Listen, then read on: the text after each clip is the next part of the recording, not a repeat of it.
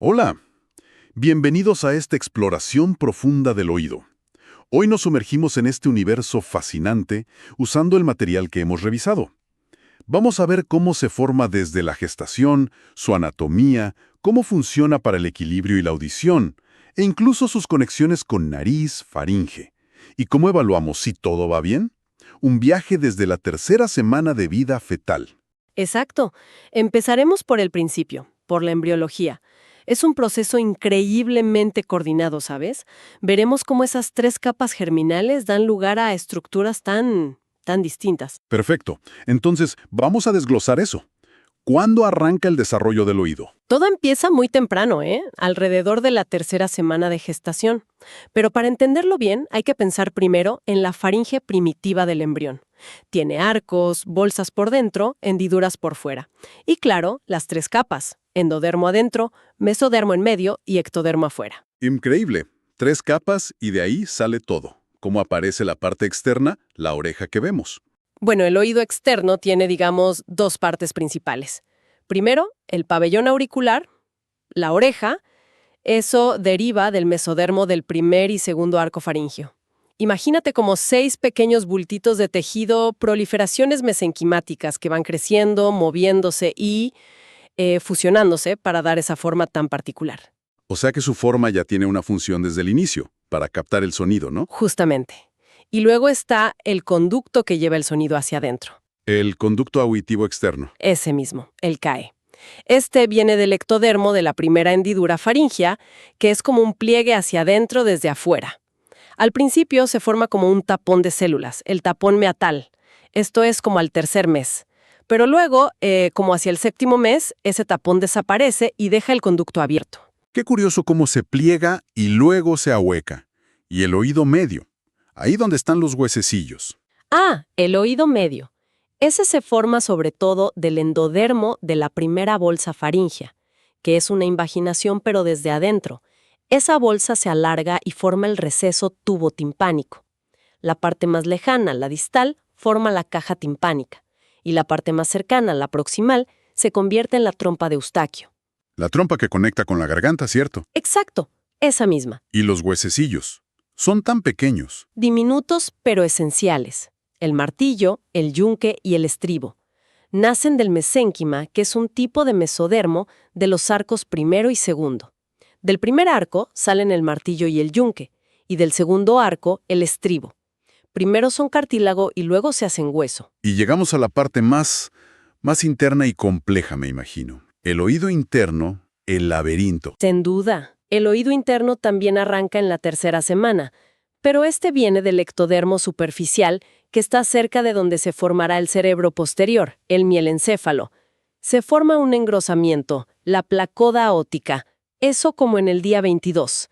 Luego se hunde un poco, formando la fosita óptica, día 24, y los bordes se cierran, creando una pelotita hueca, la vesícula óptica, por ahí del día 28. ¿Y de esa vesícula sale todo el laberinto membranoso? Correcto. Esa vesícula es como la semilla. Se diferencia, digamos, en dos partes.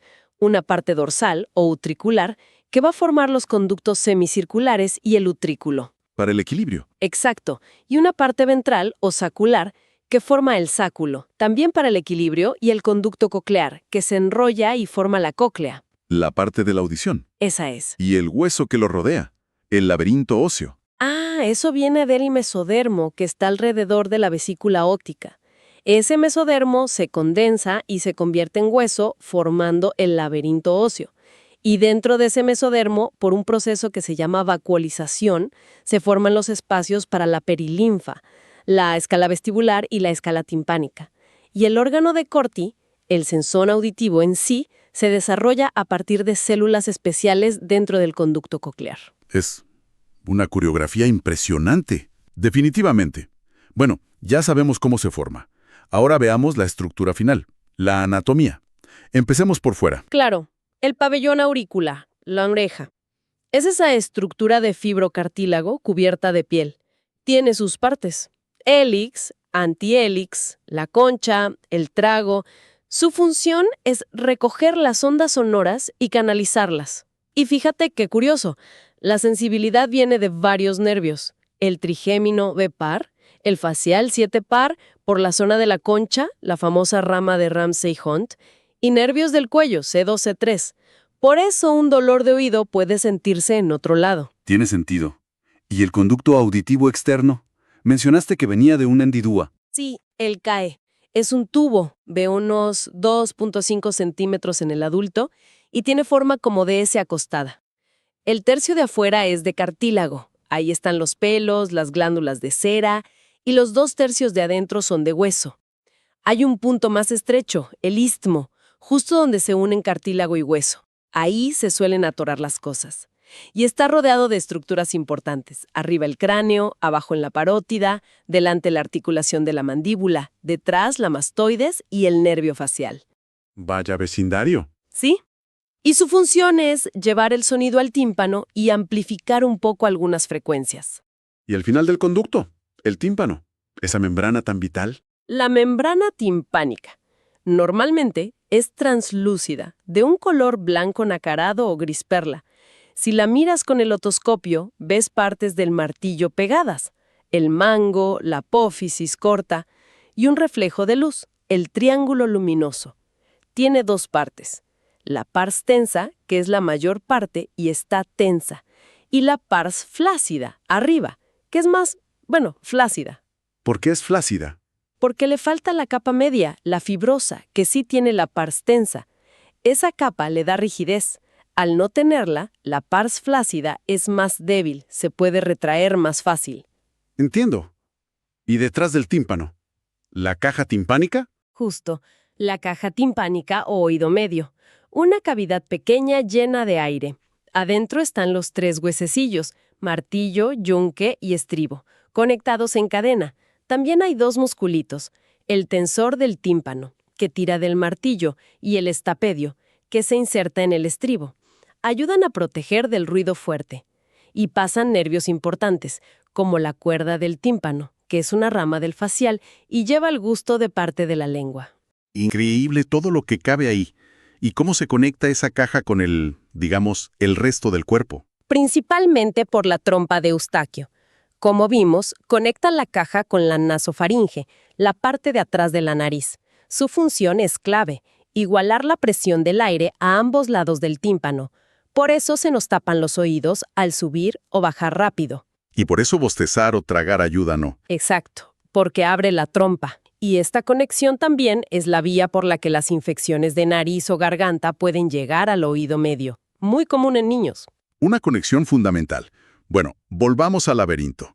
El oído interno, pero ahora desde el punto de vista anatómico. Ok, el oído interno. Es como un laberinto dentro de otro. Está el laberinto óseo, que es el hueco en el hueso temporal. Y dentro, como flotando en un líquido llamado perilinfa, está el laberinto membranoso. La perilinfa es rica en sodio, se parece al líquido cefalorraquídeo. ¿Y dentro del membranoso? Dentro del laberinto membranoso hay otro líquido, la endolinfa. Esta es rica en potasio, más parecida al líquido que hay dentro de las células. Esta diferencia de composición entre perilinfa y endolinfa es crucial para que todo funcione eléctricamente. Entendido. ¿Y cómo se divide este oído interno? Funcionalmente lo dividimos en 2. El laberinto posterior o vestibular para el equilibrio y el laberinto anterior o coclear para la audición. Hablemos primero del equilibrio. ¿Qué estructuras hay ahí? En la parte vestibular están los 3 conductos semicirculares membranosos, dentro de sus canales óseos. Están orientados en los 3 planos del espacio para detectar giros. Y también el utrículo y el sáculo, que son como 2 bolsitas. Detectan la aceleración lineal, como arrancar o frenar, y la posición de la cabeza respecto a la gravedad. Dentro de ellos están los sensores, las crestas ampulares en los conductos y las máculas en utrículo y sáculo. Y la parte de la audición, la cóclea. La cóclea, o caracol, es un tubo óseo que da unas 2 vueltas y media. Dentro está el conducto coclear, que es membranoso y está lleno de endolinfa. Este conducto divide el espacio en 3 rampas o escalas. La escala vestibular arriba con perilinfa, la escala media en el centro, que es el conducto coclear con endolinfa y el órgano de Corti, y la escala timpánica abajo con perilinfa. Las escalas vestibular y timpánica se comunican en la punta del caracol en un sitio llamado helicotrema. Mencionaste el órgano de Corti. Ese es como el micrófono, ¿no? El sensor principal. Exactamente. El órgano de Corti está apoyado sobre la membrana basilar que separa la escala media de la timpánica. Ahí están las células sensoriales, las células ciliadas internas en una sola fila y las externas en 3 o 4 filas. Tienen unos pelitos, los cilios, y por encima de ellas hay otra membrana, la membrana tectoria. El movimiento entre estas membranas y los cilios es lo que inicia la señal auditiva. Entendido. Mencionaste antes las conexiones con nariz y garganta. Sin entrar en toda su anatomía, ¿cuál es la relevancia principal aparte de la trompa de Eustaquio? Bueno, es que están muy cerca y comparten la vía aérea y digestiva superior. La nariz y los senos paranasales acondicionan el aire. La faringe es el cruce de caminos y tiene tejido defensivo importante. Las amígdalas, las adenoides, el anillo de Waldeyer. Si eso se inflama, puede afectar la trompa. Y la laringe, más abajo, es la de la voz y protege la vía aérea. Así que problemas ahí, infecciones, alergias, pueden fácilmente afectar al oído medio por esa conexión de la trompa. Tiene lógica. Ahora que conocemos la estructura, veamos cómo funciona todo esto. La fisiología, cómo mantenemos el equilibrio. De eso se encarga el sistema vestibular. Las máculas, en el utrículo y el sáculo, tienen encima unos cristalitos de carbonato de calcio, las otoconias. Están como en una gelatina. Cuando movemos la cabeza linealmente o la inclinamos, la gravedad o la inercia mueven esas otoconias. Ese movimiento dobla los cilios de las células sensoriales que están debajo y eso manda una señal al cerebro sobre esa aceleración o posición. El utrículo detecta más los movimientos en plano horizontal y el sáculo los verticales. ¿Y los giros de cabeza? Para eso están las crestas ampulares, en los conductos semicirculares. Al girar la cabeza, la endolinfa dentro de los conductos, por inercia, se queda un poco atrás. Ese movimiento del líquido empuja una estructura gelatinosa que hay sobre la cresta, la cúpula, y al moverse la cúpula, dobla los cilios de las células sensoriales. Como hay 3 conductos en planos distintos, podemos detectar giros en cualquier dirección. Es un sistema increíblemente preciso. Y la audición, cómo esa vibración del aire se convierte en algo que el cerebro entiende como sonido. Pues la audición es un proceso de transformación de energía en varias etapas. Primero, la energía acústica de las ondas sonoras en el aire se convierte en energía mecánica sólida. El tímpano vibra y mueve a los huesecillos. La cadena de huesecillos funciona como palancas, amplificando la fuerza de la vibración. Y esa vibración de los huesos tiene que pasar al líquido del oído interno. Exacto. Esa es la segunda conversión, de energía mecánica sólida a energía mecánica líquida. La base del estribo empuja la ventana oval como un pistón, y eso mueve la perilinfa de la escala vestibular. La vibración viaja como una onda por ese líquido. ¿Y cómo sabe el oído si el sonido es agudo o grave? La frecuencia, ahí está la clave. Es la membrana basilar, donde se apoya el órgano de Corti. No es igual en toda su longitud. En la base de la cóclea, cerca de la ventana oval, es estrecha y rígida. Vibra mejor con las altas frecuencias, los sonidos agudos. Y a medida que vas hacia el ápex, hacia la punta del caracol, se hace más ancha y flexible. Vibra mejor con las bajas frecuencias, los sonidos graves. Es lo que llamamos tonotopía. Cada frecuencia tiene su sitio preferido para hacer vibrar la membrana basilar. Un mapa de frecuencias dentro de la cóclea. Fascinante. ¿Y cómo esa vibración en un punto específico se convierte en señal nerviosa? Esa es la tercera transformación, de energía mecánica líquida a impulso nervioso. Cuando una zona de la membrana basilar vibra, el órgano de Corti que está encima se mueve. Los cilios de las células ciliadas, sobre todo las internas, se doblan porque rozan contra la membrana tectoria, que está encima y se mueve menos. Ese doblamiento de los cilios abre unos canales en la célula, entra potasio de la endolinfa y eso genera un cambio eléctrico. Y las células ciliadas externas tienen un papel extra. Amplifican activamente las vibraciones débiles, mejoran nuestra sensibilidad. O sea, son como un pequeño amplificador incorporado. ¡Qué sofisticado! Algo así, sí. Finalmente, ese cambio eléctrico hace que las células ciliadas, principalmente las internas, liberen sustancias químicas, neurotransmisores. Estos excitan las fibras del nervio auditivo que están conectadas a ellas. Y de ahí, la señal viaja por el nervio auditivo, el octavo par craneal, hacia el tronco del encéfalo. Sube por distintas estaciones de relevo: bulbo, puente, mesencéfalo, llega al tálamo y finalmente a la corteza auditiva primaria en el lóbulo temporal. Ahí es donde oímos conscientemente. Y lo increíble es que esa organización por frecuencias, la tonotopía, se mantiene en todo el camino. ¡Qué viaje tan complejo para cada sonido que percibimos! Ahora, si sospechamos que algo no anda bien en todo este sistema, ¿cómo se evalúa la audición? Pues a menudo se empieza con pruebas sencillas usando un diapasón. Dan una idea inicial del tipo de pérdida auditiva. O sea, si el problema está en la transmisión del sonido, oído externo o medio, o en la percepción, oído interno o nervio. Y también de qué lado está el problema.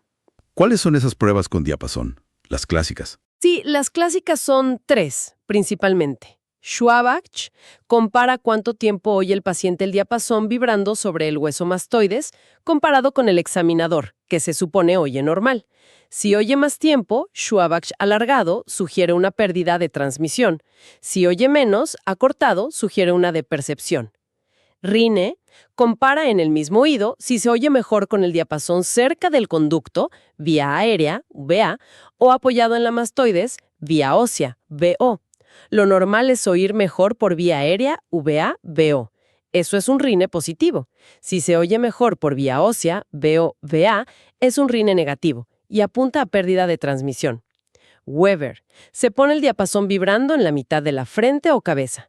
Se pregunta dónde lo oye más. Si se va al oído enfermo, sugiere pérdida de transmisión en ese lado. Si se va al oído sano, sugiere pérdida de percepción en el lado enfermo. Son pruebas ingeniosas, sí, pero me imagino que para saber cuánto se ha perdido de audición, se necesita algo más preciso. Exacto. Para eso está la audiometría tonal. Es la prueba estándar de oro. Mide los umbrales auditivos, la mínima intensidad, el volumen más bajito al que una persona puede detectar sonidos puros de distintas frecuencias.